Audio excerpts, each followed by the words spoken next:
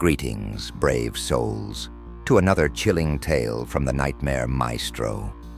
Tonight we venture into the forgotten corners of reality, where trust becomes a weapon against the innocent. Have you ever taken a job that seemed too good to be true? A perfect opportunity that appeared just when you needed it most. This is the story of Lauren Peters and the house that almost became her tomb. Lauren scrolled through the pet-sitting request on her phone, the blue light illuminating her face in the dimness of her cramped studio apartment. The posting seemed almost too good to be true. 2 weeks, 1 cat, a beautiful Victorian house in the prestigious Oakwood Heights neighborhood, and payment that would cover 3 months of her crushing student loan payments. The owner, Dr. Grace Lee, was a respected neurologist heading to a conference in Europe. Her profile had multiple 5-star reviews, and her house rules were refreshingly simple. Feed Mr. Whiskers twice daily, clean his litter box, water the plants, and don't open the basement door since the cat never went down there anyway. The initial meeting went smoothly, though something about it would later haunt Lauren's dreams. Dr. Lee, an elegant woman in her 40s with sharp features and perfectly manicured nails, showed her around the immaculately kept house. Every room was a perfect blend of modern comfort and vintage charm, from the carefully restored hardwood floors to the original crown molding. The kitchen gleamed with high-end appliances, and the living room featured a gorgeous bay window perfect for Lauren's planned remote work setup. But then there was that basement door, a heavy, old-fashioned thing that seemed to belong in a medieval castle rather than a suburban home. 3 separate locks ran down its side, each one different from the others, a modern deadbolt at the top, a traditional key lock in the middle, and what looked like an antique sliding bolt at the bottom. When Lauren's eyes lingered on it, Dr. Lee's perfectly composed expression flickered for just a moment. She explained that she used the basement for storage and preferred to keep it secured. Something about the door's worn edges and reinforced frame struck Lauren as odd, especially the fresh scratch marks around the locks, barely visible unless you were looking closely. Dr. Lee caught her staring and quickly directed her attention to Mr. Whiskers' feeding schedule, her voice carrying a slight edge that hadn't been there before. Later, as Lauren signed the contract, she noticed Dr. Lee's hands trembling slightly. The woman's dark eyes darted to the basement door twice during their final conversation, but Lauren dismissed it as normal anxiety about leaving her home in a stranger's care. After all, the references had checked out perfectly, and the neighborhood was one of the safest in the city. What could possibly go wrong? The first 2 days passed in a pleasant blur. Mr. Whiskers proved to be an affectionate companion, a fluffy gray Persian who followed Lauren around as she worked remotely from the sunny living room. She fell into an easy routine morning coffee by the bay window, watching the fog roll off the perfectly manicured lawns of Oakwood Heights, work until lunch, then afternoons spent alternating between client calls and playing with the cat. The house felt peaceful, almost like a luxury retreat from her usual cramped apartment. But on the 3rd morning, something changed. The shift was subtle at first, so subtle that Lauren would later question whether she had imagined the early warning signs. Mr. Whiskers' behavior transformed overnight. The formerly sociable cat started avoiding certain areas of the house, particularly the hallway leading to the basement door. His usual playful demeanor disappeared, replaced by long periods of sitting absolutely still, ears pricked forward, staring at nothing. Lauren would catch him, crouched at the top of the stairs in the middle of the night, his eyes reflecting the dim security lights as he watched the basement door with an unsettling intensity. The house itself seemed different, too. The creaks and settling noises that Lauren had grown accustomed to took on a more deliberate quality, especially after midnight. Sometimes she could swear she heard scratching sounds coming from below, but when she pressed her ear against the basement door, there was only silence. A silence so complete it felt artificial, as if something on the other side was holding its breath.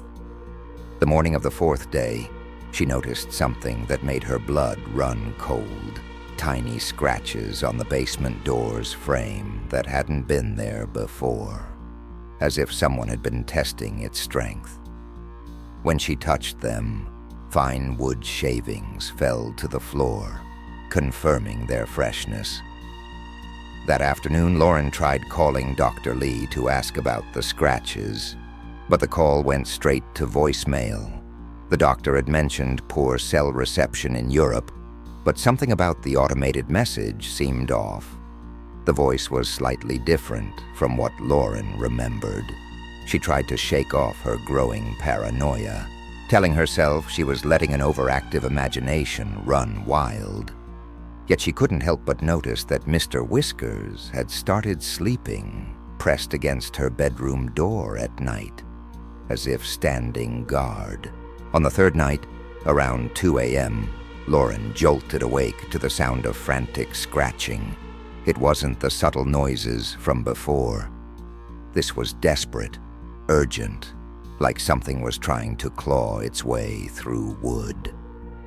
The sound echoed through the house's empty hallways, made more ominous by the complete silence that followed each burst of activity. The security system's green light blinked steadily on the wall panel, mocking her with its false sense of safety. Her first thought was that Mr. Whiskers had somehow gotten trapped in the basement. But as she crept downstairs, phone flashlight illuminating the way, each step causing the old wooden stairs to protest, she found the cat perched on the kitchen counter, fur standing on end, eyes fixed on the basement door. His tail was puffed up to twice its normal size, and a low growl rumbled in his throat, a sound she'd never heard him make before.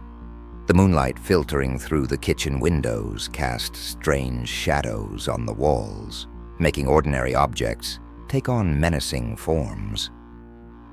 The scratching continued, accompanied now by a soft thump, thump, thump that could have been footsteps.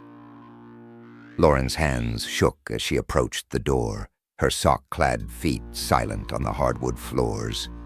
Everything logical told her to call the police, but what if she was wrong? What if it was just a raccoon that had found its way in through some external entrance?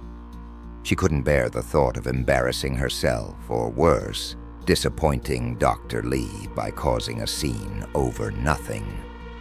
Besides, she reasoned, if someone was actually down there, wouldn't the security system have gone off? Dr. Lee had shown her the panel. Every entrance was supposed to be monitored. As she stood there paralyzed by indecision, a new sound emerged from behind the door, something that might have been breathing, or might have been the whisper of fabric against wood. The temperature in the hallway seemed to drop several degrees. Lauren's finger hovered over the emergency contact number Dr. Lee had provided, but something made her hesitate. She thought about all the strange little details she'd noticed over the past few days, the way the house's shadows never quite fell where they should, the occasional glimpse of movement in her peripheral vision, the feeling of being watched even in empty rooms. The decision to unlock that door would haunt Lauren forever. Each lock made a different sound: click, clunk, screech, the mechanisms protesting as if warning her to stop. The hallway seemed to hold its breath as she worked up the courage to pull it open. When she finally did, the basement exhaled a wave of stale air that carried an unmistakable odor. The smell of unwashed bodies and recent habitation, mixed with something metallic that made her stomach turn. Her phone's beam revealed a nightmare tableau that her mind struggled to process. A sleeping bag lay crumpled in the corner, still holding the shape of its occupant and radiating residual body heat. Fast food wrappers scattered nearby were fresh, some still containing half-eaten meals that couldn't be more than a few hours old. A laptop she recognized from Dr. Lee's office sat open on a makeshift table, its screen cracked but functional, running a program she couldn't identify from her position at the top of the stairs. Empty energy drink cans and protein bar wrappers suggested long hours spent watching, waiting. Most disturbing of all was a wall covered in photos, hundreds of them, meticulously arranged in chronological order. They showed surveillance shots of the house, of Dr. Lee going about her daily routine, and now, of Lauren herself. There she was getting coffee that morning, working by the window, even sleeping on the couch during yesterday's afternoon nap. The most recent photos showed her from just hours ago, eating dinner in the kitchen. On the table below the photos lay a collection of small screens, showing live feeds from cameras hidden throughout the house. Angles she recognized from every room she'd been using, but it was the older photos that made her blood freeze in her veins. They showed other women, at least 3 different pet sitters who had stayed in the house before her. Each set of photos followed the same pattern: arrival, daily activities, and then nothing. The photos simply stopped. Lauren's hands trembled as she noticed dates marked on each set, and the sickening realization that no one had lasted longer than 5 days. According to the calendar pinned nearby, tomorrow would be her 5th day in the house. Lauren's hand trembled as she dialed 911, her voice barely a whisper as she reported the situation. The operator's calm instructions kept her grounded. Leave the house immediately. Wait for police arrival. But as she backed away from the basement, a sound froze her in place. The distinct click of the external basement door opening. Someone was coming in. The security system remained silent, its green light still blinking peacefully, betraying its uselessness. Through the basement's open door, she heard footsteps on concrete, measured and unhurried, like someone who knew exactly where they were going. The beam of a flashlight swept the stairs, and Lauren caught a glimpse of a shadow moving below. The 911 operator was still talking, but Lauren couldn't make out the words over the sound of her own heartbeat pounding in her ears. She pressed herself against the wall, praying the darkness would hide her. The police would later piece together the horrifying truth from the evidence they found in the basement. The squatter wasn't some random drifter. He was Dr. Lee's ex-husband, a man with a history of stalking charges who had discovered a way into the basement months ago. The locks on the basement door weren't to keep people out. They were to keep something in. Dr. Lee's trip wasn't a conference at all, but an escape plan, using Lauren as unknowing bait to finally catch the man who had been terrorizing her. The entire house had been a carefully laid trap, with Lauren at its center. But the most chilling discovery was made in a hidden room behind the basement's false wall. Dr. Lee herself. Surrounded by surveillance equipment, her laptop still open to the pet-sitting website where she had posted the job listing. The real Dr. Lee had never left for Europe. She had been down there the entire time, monitoring her ex-husband's movements, using Lauren and the other pet sitters as pawns in an elaborate game of cat and mouse that had spiraled far beyond her control. Lauren's hand trembled as she dialed 911, her voice barely a whisper as she reported the situation. The operator's calm instructions kept her grounded. Leave the house immediately. Wait for police arrival. But as she backed away from the basement, a sound froze her in place. The distinct click of the external basement door opening. Someone was coming in. The security system remained silent, its green light still blinking peacefully, betraying its uselessness. Through the basement's open door, she heard footsteps on concrete, measured and unhurried, like someone who knew exactly where they were going. The beam of a flashlight swept the stairs, and Lauren caught a glimpse of a shadow moving below. The 911 operator was still talking, but Lauren couldn't make out the words over the sound of her own heartbeat pounding in her ears. She pressed herself against the wall, praying the darkness would hide her. The police would later piece together the horrifying truth from the evidence they found in the basement. The squatter wasn't some random drifter. He was Dr. Lee's ex-husband, a man with a history of stalking charges who had discovered a way into the basement months ago. The locks on the basement door weren't to keep people out. They were to keep something in. Dr. Lee's trip wasn't a conference at all, but an escape plan, using Lauren as unknowing bait to finally catch the man who had been terrorizing her. The entire house had been a carefully laid trap, with Lauren at its center. But the most chilling discovery was made in a hidden room behind the basement's false wall. Dr. Lee herself. Surrounded by surveillance equipment, her laptop still open to the pet-sitting website where she had posted the job listing. The real Dr. Lee had never left for Europe. She had been down there the entire time, monitoring her ex-husband's movements, using Lauren and the other pet sitters as pawns in an elaborate game of cat and mouse that had spiraled far beyond her control. The kitchen lights suddenly blazed on, but Lauren didn't run. Instead, she stood up slowly, facing the gaunt man who had emerged from the shadows. Dr. Robert Lee looked nothing like his photos from the newspaper articles about his cybersecurity work. His clothes were expensive, but worn, his eyes bright with an unsettling intelligence. "You want to know the truth?" he asked, setting Dr. Lee's phone on the counter. "Grace never left. She's been here the whole time, watching, just like she watched the others." He gestured toward the basement. "Go ahead, she's waiting." Lauren's instincts screamed at her to run, but something in his tone made her hesitate. Keeping her distance, she moved to the basement door and looked down. There, illuminated by the laptop's glow, sat Dr. Grace Lee at a sophisticated monitoring station. She was thin, haunted-looking, but very much alive, and she was smiling. "You passed," Grace said simply, standing up. "The others? They all tried to run, or fight, or call for help.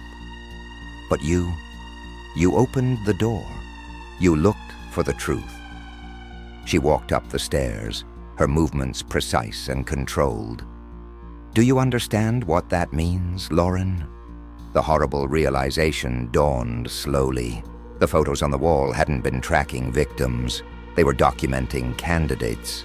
The security system wasn't compromised. It was working exactly as designed. And the scratches on the door. "We've been looking for someone like you," Robert said, his voice softer now. "Someone who questions, who investigates, who isn't afraid to open doors." He nodded to Grace, who retrieved a folder from the monitoring station.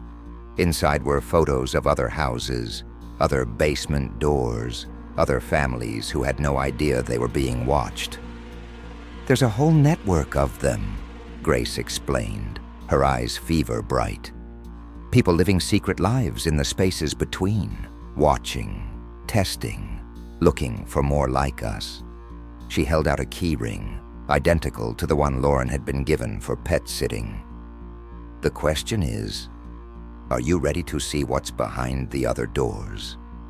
The truly horrifying part wasn't the choice Lauren faced.